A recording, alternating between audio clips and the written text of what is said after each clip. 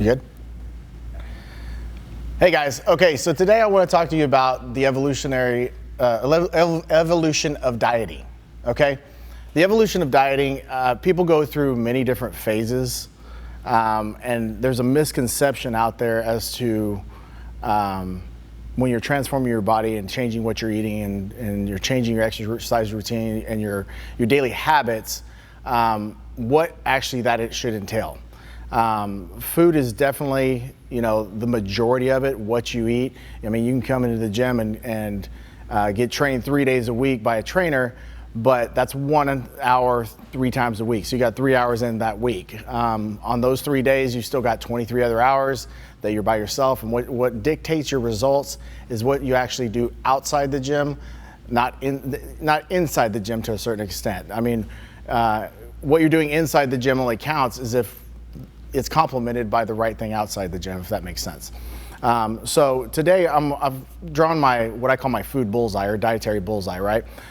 This is kind of the evolution that people go through typically when they're thinking about dieting or they're attempting dieting.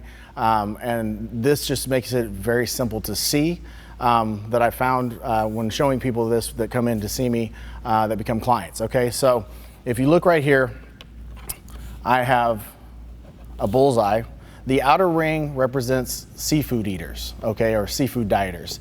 And by what that means is, as you see, it's spelled S-E-E, not S-E-A. I'm not talking about fish and stuff from the ocean. I'm actually talking about people who see food and they eat it. They have no mechanism in their brain saying, oh, that's bad, or oh, this is good. They don't have that built in yet. And so, if your local pizza joint has a buffet on sale for $5.99, that sounds good. Let's go eat that, for lunch every day this week. Or any restaurant has something on sale. Oh, let's go do that. The dollar menu or whatever. You're really going off of cost versus quality, okay? And convenience for that matter. So that's the seafood category. Then we have the healthy food category, okay? As you can see, it's a lot smaller category. Okay, that circle right there, everything encompassed in this circle, well, both of these circles, I should say, is what we deem healthy food, okay? And typically when people start the diet, they say, oh, well, I eat healthy, but I'm not losing any weight. I eat healthy, but I'm not getting any results. And I did it first, but I stopped and I don't know what's happening because I eat fairly healthy. Well, typically when somebody's talking about weight loss, for example, you have a very specific goal there. You're trying to lose body fat and transform your body. You're not just trying to be healthy. Plenty of people have great blood work by their doctor, but the doctor's like, no, you just need to lose weight because you're overweight or you're obese. And so by all medical purposes, blood work wise, you're healthy. Now what that means is we need to change the type of foods that you're eating, okay? And then put them in certain classifications. As far as your macros, we need to see where your protein, your carbs, your fat is coming from. Calories is important to a certain extent, but if your macros are lined up the right way, in the right amounts, coming from the right foods, the calories will take care of themselves, okay? So typically you have your seafood dieters, and whenever they want to lose some weight, what they do is they start eating healthier. So they'll come in here and they start eating healthy. Now, when you go from out here to in here, there's no accountability for, you don't know where you started off, how many calories you're taking in on a daily basis. You don't know how much protein, carbs, fats, sugars, any of that you were taking in. You just made an alteration to your diet. I call that dietary budgeting, by the way. So if you're not putting yourself on a dietary budget and you don't know where you're at, then you have no idea what kind of changes you actually made when going from here to here. Okay, and so yes, eating healthier probably reduce some of your calories. You just don't know where they're coming from. And then on top of that, you probably started exercising, which is going to expend more calories than you were used to doing. So we have some temporary weight loss. Then you hit a plateau. What happened? Why did we hit a plateau? Because you had no idea where you were when you started, and you have no idea where you're at now, okay? So eating healthy when you're trying to lose weight and you have a very specific goal is not the right thing to do. That may sound counterintuitive, but that's actually the way it is, okay?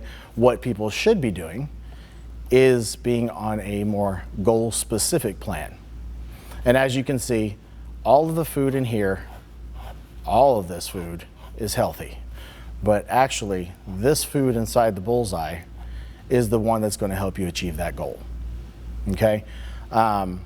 Yes, it's more restrictive, but people say, I'm going on a diet, but think about all the diet food.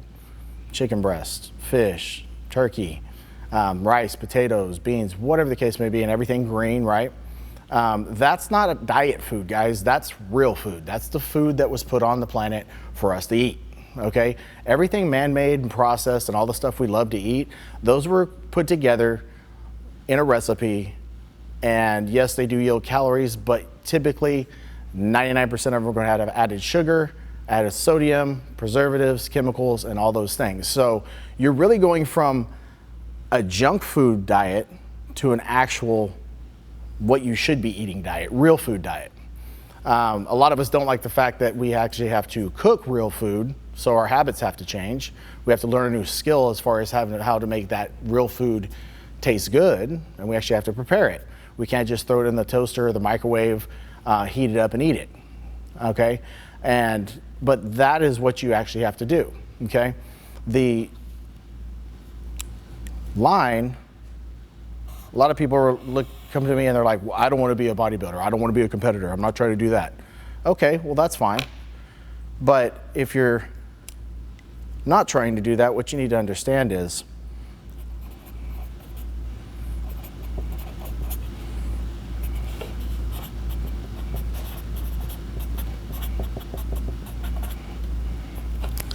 that the path is still the same, okay?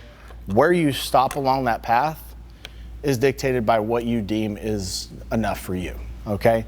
So for the competitor, they'll stop over here and they take everything to the extreme. That's a way more extreme side. For the beginner, you may want to stop here. That may be where your 20 or 30 pounds is, okay?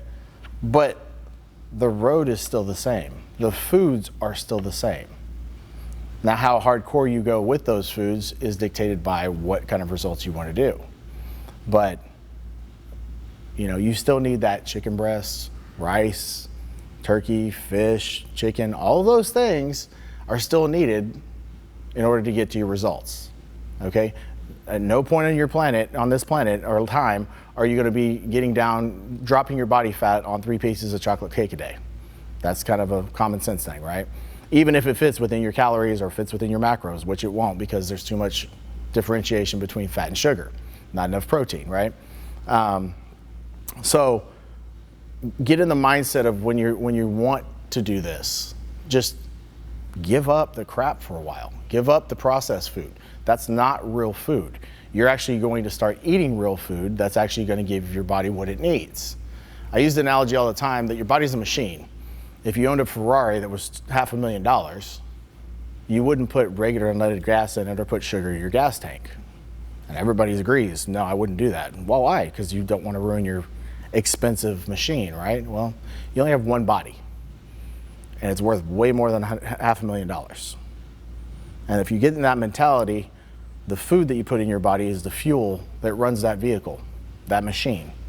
So you can be one of those people that puts the jet fuel in your machine and it'll run just like it's supposed to and look optimally, or you can put sugar in the gas tank and it will not run optimally and actually burn out on you and die faster than it could.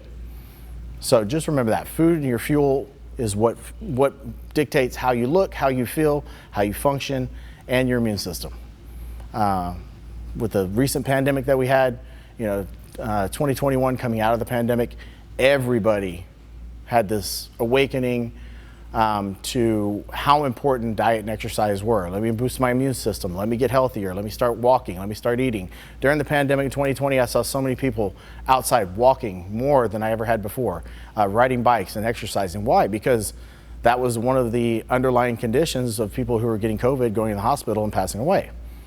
Obesity and being out of shape. So what did everybody do? Let's go ahead and start counteracting that by dieting, exercising. I say dieting, eating the way you're supposed to for health, right? Exercising, using the body, boosting the immune system with that as well. And then all of a sudden now we're 2 years past that and people are forgetting this. If you would stay in that same fear mind of oh, hey, at any moment, something could come out where my immune system is needed, and if it's compromised and my health is compromised because I'm not exercising and I'm not eating properly, I could go pass away just like that. So don't forget about that, okay? But this is kind of the evolution of where dieting is. Now, for most people, they're gonna ask me like, oh, well, I don't wanna just be stuck in this little world forever. So when do I get to expand? When do I get to eat different stuff? Okay, well, this is actually where you're supposed to maintain. So once you've achieved that goal, eating this food, the healthy food, right here in this circle, then you actually come out to this circle as is the second circle, the second tier is the healthy food side, and you've expanded the amount of food of healthy food that you eat in order to maintain your body. Again, you're maintaining your exercise, you're maintaining your diet. You get to eat more calories once you get to that point because that's how you balance out. And then every once in a while, in our world,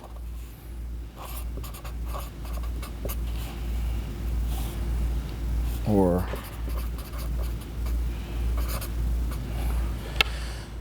the seafood where most people live on a daily basis, that's what we consider cheat food or cheat meals, right? Or a reward for eating healthy and clean all week long, getting all of your cardio, getting all your workouts in, and just in general enjoying something different that tastes good and we didn't have to make it. And it is literally that. It's a reward. This should be only every once in a while. It shouldn't be the majority of your diet.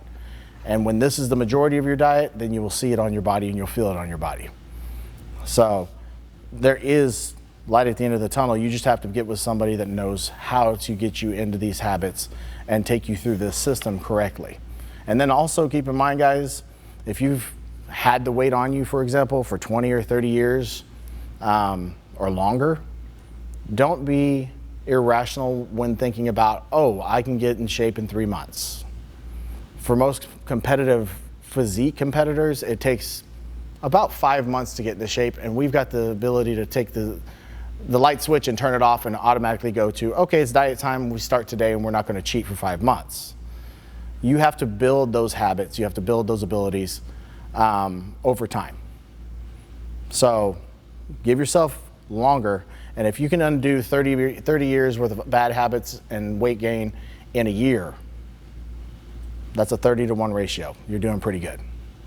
This has been the Diet Evolution. I'll see you in the next video.